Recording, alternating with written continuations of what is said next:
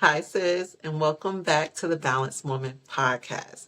Today, we're diving into all things managing business with motherhood. So, whether you're just starting out a business and you're a stay at home mom, or you're working 9 to 5 job and you're looking to pivot, or if you're just wanting to step into a career that fits more with your lifestyle while you manage those little kiddos at home, this one is for you.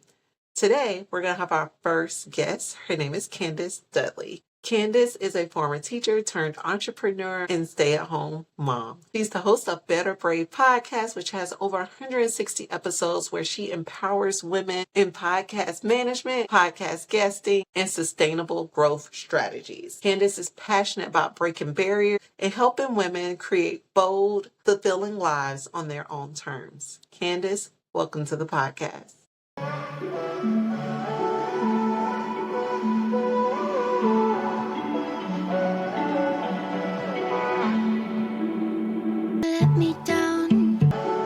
Hey, Candace, thank you for joining the Balanced Woman podcast. How are you doing today?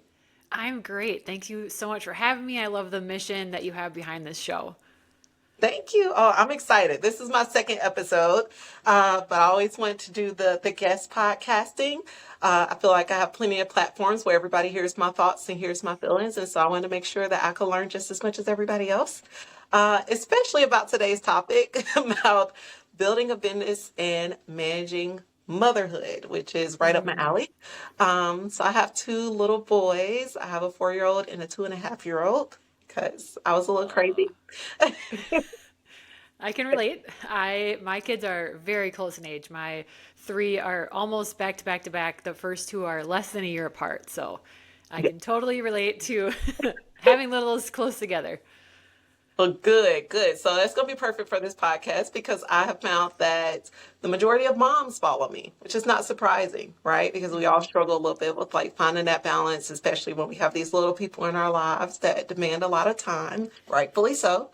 So I just want to get started by just asking a little bit about you. If you have kind of, I like to say your elevator pitch, about who you are, what you do, and really how you segue from teacher to entrepreneur like that. That was a jump. A That worthy jump, not a jump. Tell me about it. Yes, that was a jump. I think it was the biggest jump for my husband to kind of grasp because he's very risk averse. He's a teacher too. So we both thought we would teach forever until I had my own children and noticed how exhausted I was coming home from school. I still like teaching. I didn't dislike going. What I didn't like was when I got home, I felt like my kids were getting my leftovers, and that really wore on me. So by the third year that I had that third baby was really that kind of breaking point where I had some tough conversations with my husband, and I said, hey, I'm kind of throwing a 180 in here, but I need to try to do something different. In the meantime, I had dabbled in network marketing, a wellness community, because I wasn't feeling like myself after postpartum. I was feeling lonely, isolated, and here I was in this part of my journey becoming a mom, and I knew that I wanted to be a mom. Like if there was Yeah. anything in life I wanted to do, it was to be a mom. And here I was finding myself not enjoying it, feeling like, I'm just giving my kids my scraps and the leftovers. And that did not feel good to me. So I had joined this wellness community, and luckily it was a really great thing. It served its purpose for the time. I'm not affiliated with it anymore, but you have those pieces in your life where you're not sure why you're following them, but when you do, it leads you somewhere else. And that's kind of what it did for me. So I started reading personal development, I started changing my thinking, and I started coaching other women and other moms. And so my podcast 4 years ago was launched with the hope of having other moms feel seen and validated and heard. I didn't feel seen at the time. I didn't think my story was being shared at the time. And so that's what I love about podcasting, is that we can give people a voice. It Yeah. helps more of us feel seen. And when you have felt that, when you're listening to something and you're like, oh, they get me, she gets me, there's nothing better. And I just want that for everyone. So there's been a lot of twists and turns and pivots throughout my last 4 years. I'm 3 years out of the classroom now. So throughout that time, there's been a lot of twists and turns, but through burnout, through all of it, podcasting has never gone away. My show now highlights the entrepreneurial journey. That's really where my heart is. And it also teaches on obviously lots of different podcasting topics. And so now I serve mostly women, entrepreneurs, moms in Yeah. the podcasting realm. either growing, launching, or editing their podcast. My favorite thing is to help them find podcasts to guest on, because I think that is something that is underutilized, but can be a really great strategy for growing your own visibility and growing your business in a way that's not going to lead you to burnout or feeling like you have to be on social media all day, every day. Oh And so it's a gosh. Yeah. really great way to build your authority and raise that visibility. So that's my favorite thing to do right now. I love that. I love, so I talk about often how we need to lean into like what we value and what we prioritize, and you just went right in. I'm curious though, because I think we run into this a lot where we know we want a certain thing out of life, but we hit a barrier or we face a challenge. What was the challenge and or barrier that you faced when you were making that pivot? Oh man, when I left the classroom, I call it a full-blown identity crisis. I had spent the last, over a decade saying Mhm. I'm a teacher. And in that first year out of the classroom, it was really grasping at straws. Like, what do I do next? Who am I? What am I going to be? What am I going to do? And I noticed then, I can look back now and see it, but I was answering that question, hey, what do you do? That people love to ask you. I Right. was still answering it even after I left the classroom. I was saying I used to be a teacher because it felt Mhm. hard in my body to say, I am a podcast host and producer, and I also help people guest on podcasts. It's not that cookie Yep. cutter acceptable answer in society where like you say you're a teacher and people are like, oh, there's a special place in heaven for you, like the Yes. whole thing. And so when I noticed that about a year and a half out of the classroom, I had to actively try to answer that question differently. And what I ultimately came to, and what I and tell my people in my community and my clients now, is start speaking either in the present tense or in the future tense, because when we Mm. keep speaking in that past tense, what I kept bringing into my life was people asking me to come substitute teach at school. That's what I Ah, kept drawing in. Yeah. And I noticed that and I was like, oh man, we need to stop saying that, because I almost like visualized like putting on a new pair of shoes. Like it was yeah. time to put those new shoes on. We really needed to start embracing that new version of you, that new person. I had built up this like bar of expectation in my head where Mhm. at this point I'm 100 episodes into hosting my own podcast, but at some point in that journey it was still like something I did for fun. I wasn't Ah, like this is the thing that's driving my business like it is now. And right. so there was that shift in thinking of allowing myself to say that I was a podcast host and producer. There was this imaginary bar that I was thinking I needed to hit. I needed to bring in X amount of clients or X amount of dollars. Just something you kind of made up and put on yourself and said, I can't say that I'm this until I've done this. When really, I had already produced an episode, many episodes. You produce one, you get to say you're a podcast producer. It's Yep. like if you write a page, you're a writer. If you run for a day, you're a runner. Like there's just we can take that expectation, that pressure off, and really step into that new identity. That was the biggest thing that changed my journey and my trajectory in my life and business for sure. I think that's such a common challenge too. Even me myself, like as you were talking, I was thinking about I went through school and I had this whole map.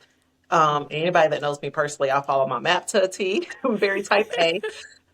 But even so, like the map ended with me becoming a licensed therapist, right? And still it took me very embarrassingly, but it took me a year to like start putting it on things. And like when I put myself out there to say, no, like I actually specialize in this thing, or no, I am licensed. And so I could imagine that being such a drastic shift from, I mean, going to school and doing all the things you had to do to become a teacher, then the actual experience you had as a teacher, and then to go, whoop, like quick pivot, Yes. I'm doing this now. One thing that I realized as well is like the challenge that I would love for you to speak on is like amongst your peers. You mentioned society a little bit, but I mean, we're women. We the amount of pressure we get from society is ridiculous. But I think those folks in our circle have this like uniqueness about them because we're close with them. They love you, they care about you. But that's also another barrier of like resetting another expectation with them in regards Hmm. to what you're doing now. So I know you mentioned like, hey, I started saying, no, this is what I'm doing and this is who I am this time walking in the rooms. How did the people around you respond to that? That's a good point. I'm glad you brought it up because I think this is very hard for people. It was for me, and there's still moments that are hard. My family, my people closest to me, they thought that Candace was this one thing. They had that clear vision and I erased it. I took it away. Like we are not going to be this anymore. And so I was met early on with, oh, but don't you like your job? But it's such a Mhm. secure job. The hours are good for a family. You have your summers off. Met with these kinds of things that I know were coming in a loving way, but when you're in those early stages of making a big jump and taking a big leap, you already have enough doubt of your own. You Yeah. don't need anybody else's. So I learned early on that I needed to reserve some of those things that I was excited about, some of the pivots or leaps that I was going to take in business. I needed to reserve them for a certain special group of people, Yeah. right? Like my entrepreneurial minded people. Luckily, I have two best friends that we co-host an entrepreneurial female membership for online Nice. because of these things. Because we're Yes. like, we don't want this to happen to everybody, and you feel like a two-headed monster, like this. You just feel so different and like you don't fit in, but really there are people just like us, and they just might not be in the circle that you grew up with or your family, Right. right? There's not really entrepreneurs in my family. So even though those comments were loving, they just like compounded my own doubt. And so I had to, limit what I was going to share. I had to reserve that energy for the circle that was not just going to blindly support you, but they weren't going to add on to the doubt. They were going to ask productive questions, or they were going to tell you could do it when you were doubting yourself, things like that. So it is okay not to tell everybody every single dream you have, especially in the beginning, because they can shoot those dreams down real quick with the doubt that they send back to you. I think that's key. Goodness, I can't remember who it is. I can't credit them and I feel bad. But I was listening to a podcast this morning, so, which is bad. I can't remember from this morning. But I was listening to a podcast this morning and they said a line that I think we hear often, but I think you broke it down in a beautiful way just now where you mentioned like the vision is for you. Like the vision was given to you. You're the only person that could see it, and so you're the only person that could play it out. And I think we hear it often, but then like yeah, to your point, like they love and care about you. You think these people are gonna be the first ones to pat you on the back, but the thing I always think about is that we've also trained and conditioned these people for so long that like this was Yes. my plan, this was my path, and so they should question why you want to pivot. They should question why you want to do these things. But we shouldn't expect them to feel empowered or motivated to do the same. Right. Definitely. And one big learning point for me too was that I was kind of looking for their permission, I Mhm. noticed. And Mhm. so even with my spouse, because he doesn't have that same type of entrepreneurial mindset, which I think you can still be in a relationship and still grow together, but there are going to be those rocky moments. But I remember, especially in the first year early on, where I was really wanting his approval and his permission. And so I would do different things. Like I would, it was kind of silly, but I would make sure the house is cleaned up and see, did he come home? Did he like that? No, he didn't really care. He Yeah. he helps too, so that wasn't the thing. Then it was like, okay, I'll tell him about the clients I signed, and that didn't really. And then I just caught myself like, I'm looking for this permission from people that have not been where I'm trying to go. They Mhm. don't even know why I want to go there because they're just that's not how they're thinking. And so I even if they wanted to give me permission, they couldn't. Yeah. And so when I kind of like realized that, and truly the only permission that can be given is from myself and from, within yourself. So when that light bulb moment went on, it just became a lot easier because I wasn't like grasping at straws of like, let's see if they'll give me permission or pat me on the back if I do this, or how about if I do this? And it was kind of a silly thing to look back now and think like, but I think it happens more than we think because we want that permission. We want that Right. pat on the back, but you need it from yourself, I guess, is the main point first. That's right. That validation from yourself. So you start hitting on the next point that I wanted to mention, which is like how you actually balanced everything. Because Mm. man, I'm not gonna lie, I snooped. I like went deep in Instagram, all on your page, and Oh my. the vibes were there. First of all, the vibes were there. Good, good, good. But also, I was like, she does so much. Like, and that I know that has to be another conversation for another day in regards to like how people think entrepreneurship is so much lighter than a full-time job. Yeah. But in regards to like specifically balancing motherhood with your entrepreneurial journey, how are you able to balance those things? Because I know in business for myself, I'm being pulled in multiple directions, and then work, and then everything. Like, how do you juggle all that? How do you keep it all in order? I don't think I can sit here and honestly say that like it's always great, right? It's not. And there's days where motherhood takes precedent. You have a sick kid, they call you at school, come get her, and you kind of just drop everything, but you learn that most things, almost mostly everything, it can wait a day. It can even wait a week. Mhm. Nothing that dramatic is going to happen if you do have to put the brakes on and take care of that your sick kid or whatever life throws at you. But just kind of having grace with yourself and again, that expectation piece of lowering it or getting rid of it, because this is you and your unique journey and you get to decide how that's going to be. The other thing in the last year that I've really shifted is trying to do less things. So if you took a deep dive, you probably saw some of the pivots. You're like, oh, this Yeah, girl like published a journal on Amazon KDP. Oh, she was teaching people how to use Flowdesk and yeah. emails and whatnot. And that's because I learned all those things for my own entrepreneurial journey. And there was a period where you're like, well, what should I focus on? What should I do? Should I do it all? Because that's what you lean towards early on when you don't know any better and you think if I speak to more people, I'll have more clients, things will be good. And I can tell you that is absolutely backwards and false and not true. And so also it's going to like lead you to burnout. So it's Right. just confusing. It's confusing to somebody looking at your social media, looking at, what you do and what you offer. So in the last year or so, I've really honed in on podcasting and having that be the focus. And there was a piece of it of giving myself permission to do that and trusting that that's where my intuition was taking me and that's what I needed to follow and kind of ride that out and see what would happen. And I can definitely say that because I've gotten clear with my own path, then the clients have followed because it's obviously clear to them as well. So, and then I just can tell that I'm in alignment because it's work that I am excited to do that I Yeah. don't really procrastinate on. So there was mornings where it's like, I don't want to do this. I can't believe I said yes to someone paying me to do this and now I have to do this. When Yeah. you feel those moments, pivot, right? You're not like this flighty woman who can't make decisions and you're never going to be successful because you keep having to change your mind.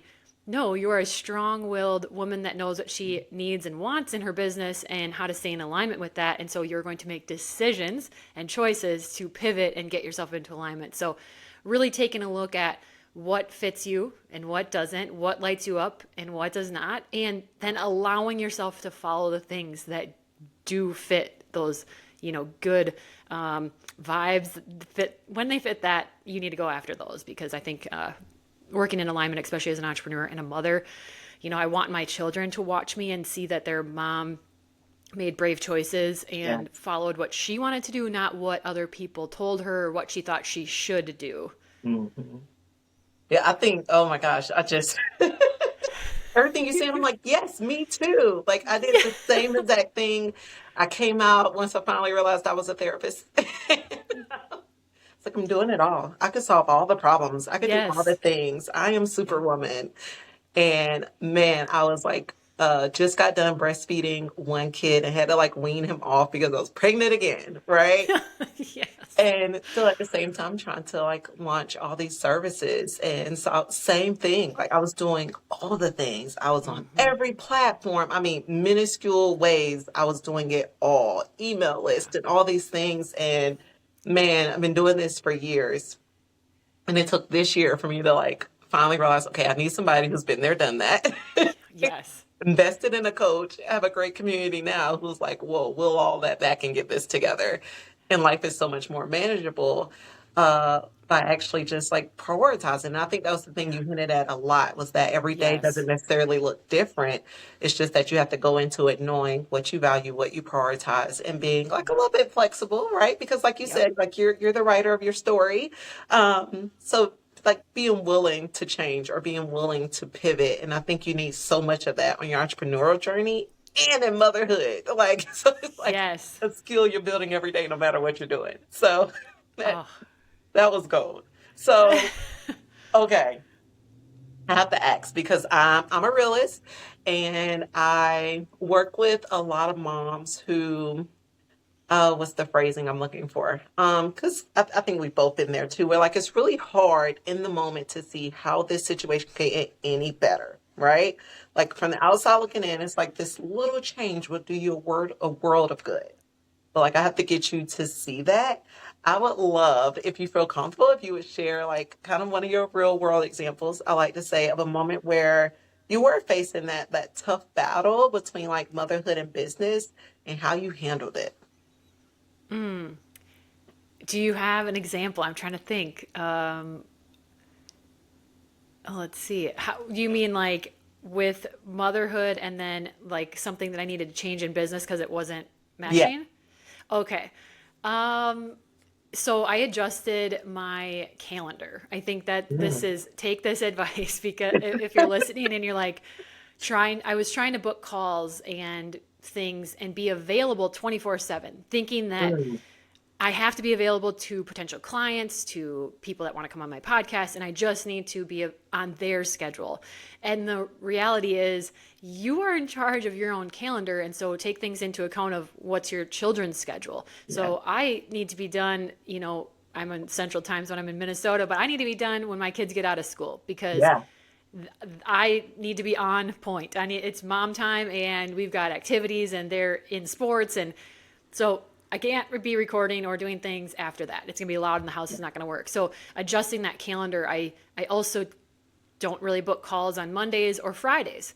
And there was a time, I just kept everything open. But the reality is that your people, if they want to be on your show, if they want to work with you, they're going to adjust their calendar and Yes. make it work to find 1 hour to be with you. And I think that's something we can all fall into in the beginning of thinking like, I have to be available. No, you don't. And you're going to resent it when you have that 8 p.m. call after the kids go to bed or whatever that Yes. you booked. You're going to resent it and you're not going to show up like your best self. And now you're going to resent your business, which Yeah. is what you wanted to create anyways in the first place. So yeah, that calendar piece, adjusting it and being like, this is what works for my family. Also, what works for me as a person. I'm an introvert. My energy levels ebb and flow. I'm Yes. not someone that is like high energy all the time. My husband is, and I'm over here like, that's great. You go and do that. I'm going to stay home and rest. So, yeah, it's honoring that and knowing when you know that stuff about yourself, honoring it Yeah.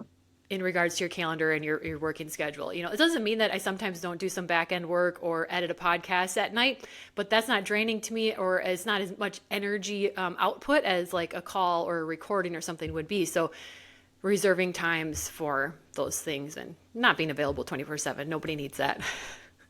Man, I literally had the same experience. We're Um, living parallel I'm lives. telling you, I'm like, I really wish in these moments that people, or my hope is that people do take the time to listen to podcasts like this because you're so right. Like you get this sense of community even though you're not in the room Yeah. with us. Because Yes. it was the same exact thing, just different scale. Like I was still waking up, middle of the night, breastfeeding and everything. And then would still be up like super early in the morning to like do sessions, like, or, whatever the case may be. And to your point, it made me resent it. It made me think that I couldn't do it. I was Yep. failing because I was so tired. And this was supposed to be something that was so freeing, right? Yes. Um, but now, oh my gosh, my Google Calendar stays color coordinated. I Yes. maximize on nap times, right? Like I get my time in before they wake up, and to your point too, after they go to bed. And I mean, even with my family, like, or family outside the household, I should say, everybody knows, like after 8 o'clock, don't call me. Exactly. I I cannot am be off. reached. I'm telling you, I'm off every clock. I am just Jessica. I tell them I'm not a wife, I'm not a mom, I'm not working, I'm not doing Yes. anything. And I love that because now I'm not so like hyper vigilant at night either. So I can Mm, like edit a podcast or I can like check emails or something, but I'm not having to be on. That just takes so much energy. I'm curious though, because I had experience, but I know that we all have a little fun with the boundaries. How was it with setting boundaries in general, whether it was like any like experiences that you had that were unique to like setting boundaries with yourself or setting boundaries with family? Yes. So I have definitely think that I've been through burnout a few years ago, like deeply, and I Mhm. didn't have the words at the time. And then, you just know you don't feel like yourself and you don't want to keep feeling like this. And so I had done some therapy and different things. And so Yeah.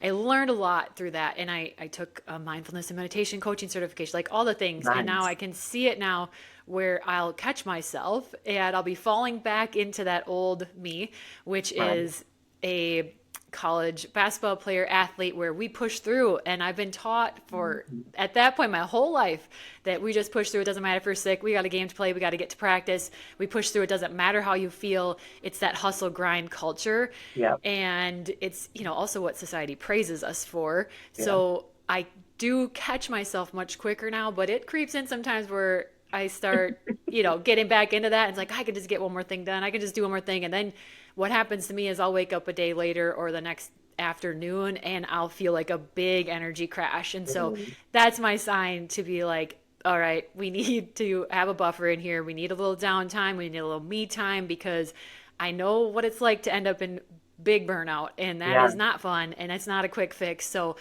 being able to catch that for me now, but definitely you slip into it, especially when you're doing something that you really like doing Yeah. and almost would do things for free. You find yourself sometimes overdoing it, and then yeah, Yes. you catch yourself. I think that, a lot of women and in particular a lot of moms struggle with like making that time for themselves because they feel guilty because to your point, like society has set that standard and expectation and is reinforced as we grew up. What advice would you give to moms or even women in general about navigating that guilt when they actually are trying to take care of themselves? Oh, yes. No, I feel that too, for sure. I think that some of us, me included, I feel like I had an ideal childhood. My mom happened to stay home with us. She, Oh, nice. was there all the time. And so we can create stories of either from our own experience as kids or from what the world has told us a mother is, and we put that on ourselves. And I think if we can just recognize that maybe it's not our own story. We decided that we were going to give it to ourselves, but it's not really ours and it's not what feels in alignment to us in motherhood. Same thing with business. Like you can have those feelings. Like I originally, when I had my first baby, I one belief that I had decided based off of growing up was good moms are with their kids 24/7. And so I Mm, didn't really accept help. And so I was yeah. with him all the time. And when I first dabbled in accepting that help and letting, the grandparents watch him for a little bit or an hour, which it started with an hour because I couldn't fathom doing more than that. But Yeah. even that little baby step into it, that's when I realized, oh, I feel so much better. Mhm. Oh, I can show up more present. So I guess I would say try it. Try accepting the help or try setting that boundary in a baby step, dabbling type way. See how you feel after. If you feel good about it, maybe let's keep going and doing that more.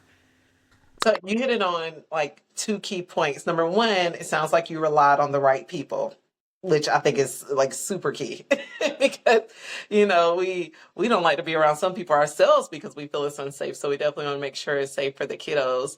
Um, but then two, another thing you hinted at was that you were still uncomfortable. And I feel like that doesn't get spoken about enough, that like you literally have to do it anyway. And then you have Yeah. to really highlight on that positive aspect of, oh my gosh, I got to eat a meal by myself or, just sit outside and read my book or whatever for a few minutes without those thoughts seeping in. I need to keep doing this. How did you keep going? Like, because you mentioned it came up a little bit, but like, how'd you Yeah. move through that discomfort? Yeah, well, you're right. I had to use only the people that I really, really trusted and felt the most comfortable with, and it ended up just being my parents. So that's where I started. And honestly, we don't let people. We haven't really had babysitters. We just have family or grandparents, and luckily we have that community close by. But Yeah. it was, yes, relying on someone that you feel really you trust your whole being, trust them, and dabbling in it. I can remember the first time I did it. It was literally an hour. I had to kind of force myself not to be on my phone, Oh, checking it in, text message. It was almost like this.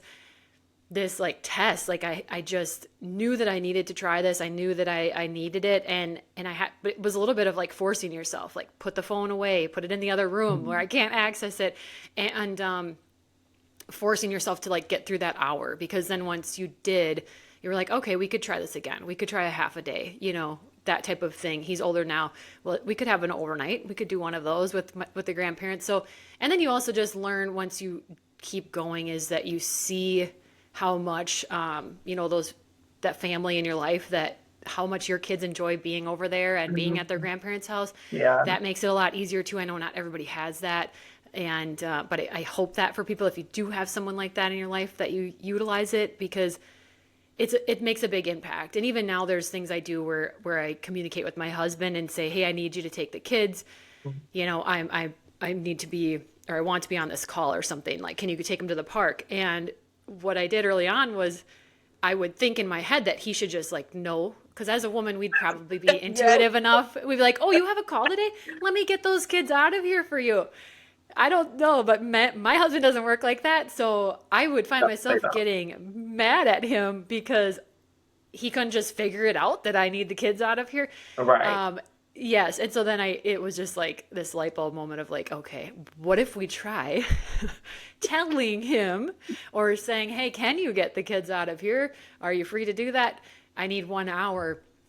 Just being clear and communicating, because people can't read our minds, even though we can feel that out for other people. Yes. They can't do it in return. So definitely being clear about that and communicating what you need is also part of showing your kids that you're a woman and you can also be a mom and you can run a business. It's not this or situation where you're a terrible mom if you're running a business. Like, no, if you just want to be a stay-at-home mom, amazing. If that lights you up. I knew I wanted something extra of my own. And that's awesome too. And I think we can be in this situation where it's and not or. That's right. Yeah. So you're like segueing me perfectly with like how you responded to the questions, because I got to thinking about like the moms who do make those mistakes, whether it's not relying on other people or communicating their needs or communicating in general. What are some of the common mistakes that you feel like a lot of women and or moms make when it comes to starting their business? Because I know you touch a lot. So what have you found? If I can put, I think if I put it in this podcasting perspective, it'll also just fit for all businesses, but it's easier for me to talk podcasting. So when you start a podcast, you think you want to talk to everybody because you can help like you said as a therapist, like I can help everybody. And yes, it's true. Like we probably can, everyone could benefit from us. But when that net is so broad, it is like, what is the marketing thing? Like you're talking to everyone, you're talking to no one. And it's very true in business and in your podcast, because it's hard to find you, and it becomes this thing where, it's not searchable. And so you want your title of your podcast to be searchable. And so if somebody's got a problem, if someone wants to know how to guest on podcasts, somehow in the title or in the title of your shows and in the show notes, we have that SEO in there, that searching capabilities. And so thinking about who do you help and being okay with narrowing it down, because it feels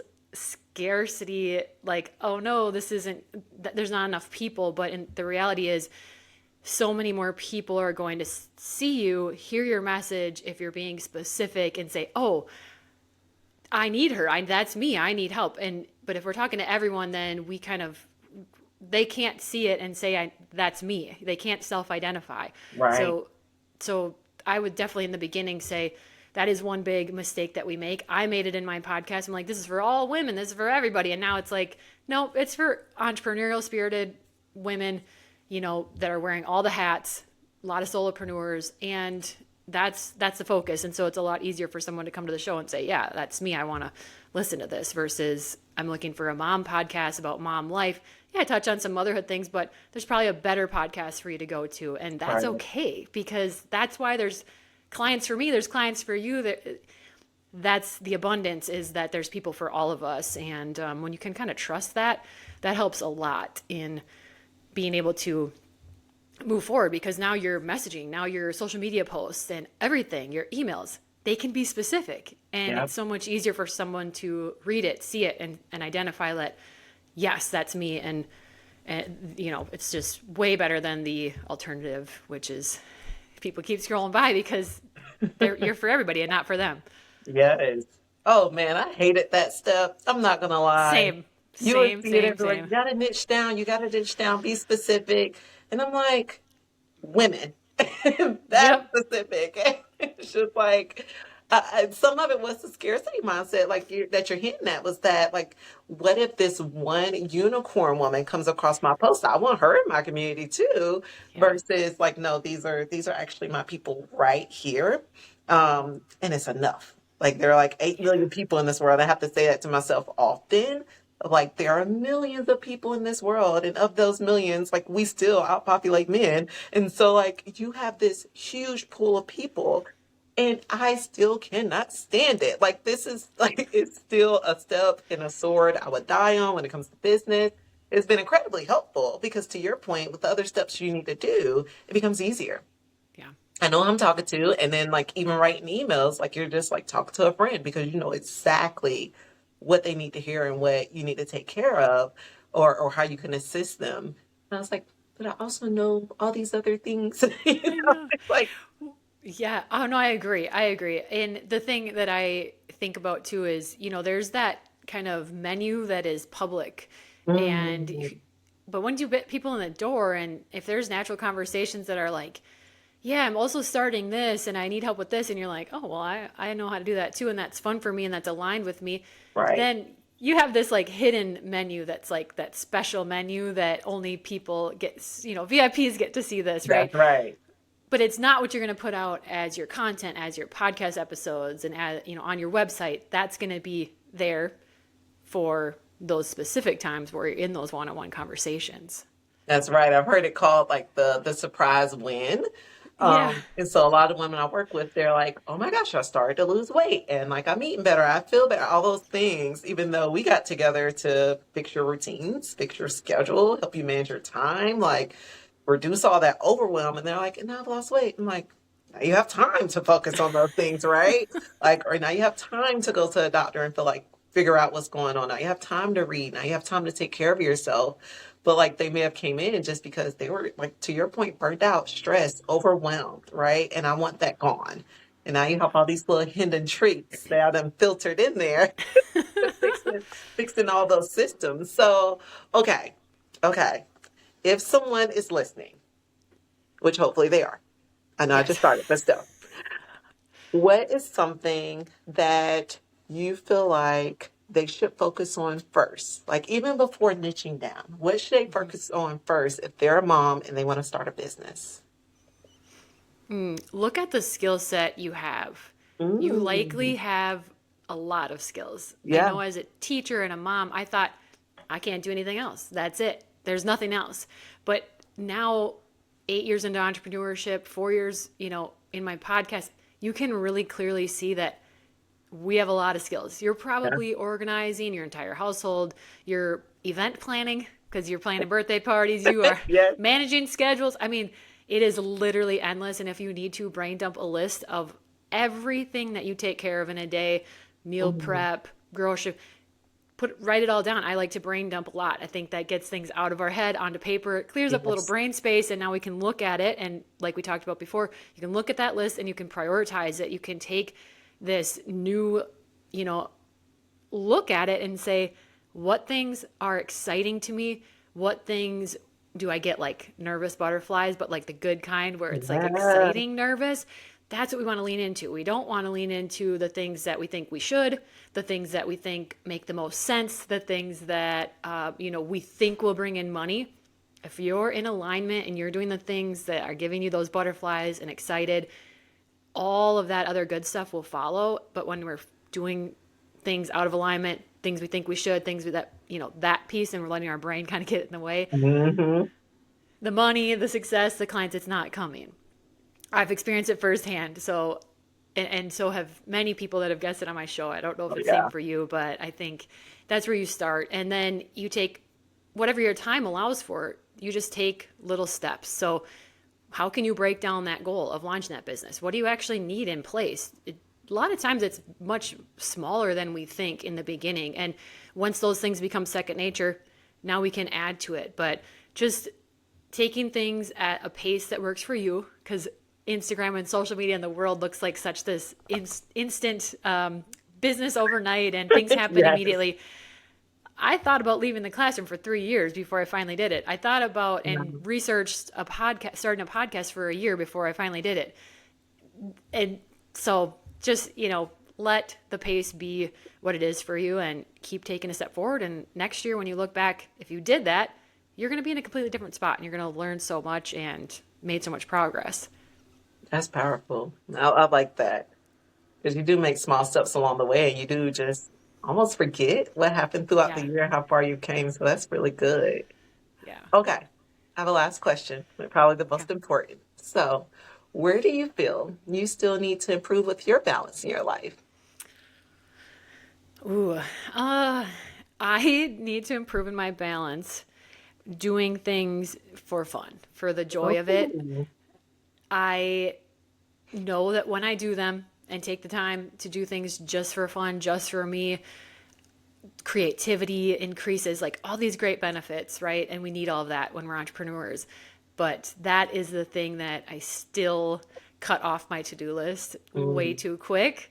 So it's definitely a work in progress. But yeah, those things we think are just not productive, or we've been taught they're not productive, they have made a huge impact in me when I, at least once a week, make sure there's time for something fun or something like it could be anything, coloring, walking outside yeah. alone, going down to the lake. We live by water, looking at seashells, that kind of thing where it's like Mhm. there's no productivity happening here, but it's like refueling and recharging your batteries and kind of giving your brain a break from constantly thinking about your Mm, business and new ideas yes. and new podcast episode ideas. And so it always has such a huge benefit, but I'm not great at being consistent with it yet, if I'm honest. And that's actually probably one of the best things that you can struggle with as a mom because our kids keep us fun. It's usually what I say. Like they're constantly wanting us to do something or wanting to do something before that they remember it Yes, was fun. And so they hold us accountable a little bit there. So they we'll do. see this time next year, right? You're going to be in a Yes, totally different space with it. So I wish you all the luck with that. And you're going to do good because you're aware of it. So, yes, and you already know the steps. Oh man, yes. Candace, this was so good. But before we Thank you. wrap up, where can everybody connect with you? Where can they find you and learn more about what you do? Absolutely. I'm on most platforms. I'm most active on Instagram and Threads, and then I have a website, and that's all by my name, Candace Dudley, CandaceDudley.com, at Candace Dudley. So you can find me there. And if you want to have it over to my podcast because you love female entrepreneurship or podcasting things, it's called Better Brave.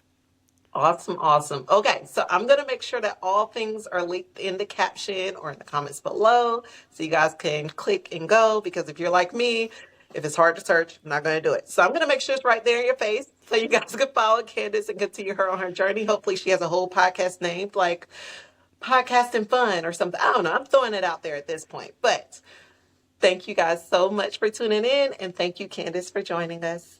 Oh my gosh. Thank you so much. This was such a great conversation.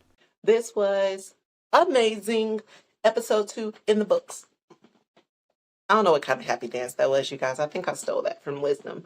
I probably need to give that back. But thank you guys again so much for tuning in to the Balanced Woman podcast.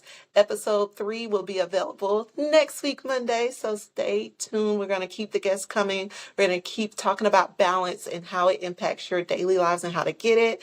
As a reminder, if you are someone who is struggling with finding the balance in your life and you need some routines and you need to take better care of yourself, make sure you click the link below so you could book a sales call with me for my one-to-one coaching where we will find a system to put in place that works specifically for you so that you can stop that cycle of burnout, stop feeling overwhelmed, and start thriving in life. Remember, balance is not something you find, it's something you create. Until next time.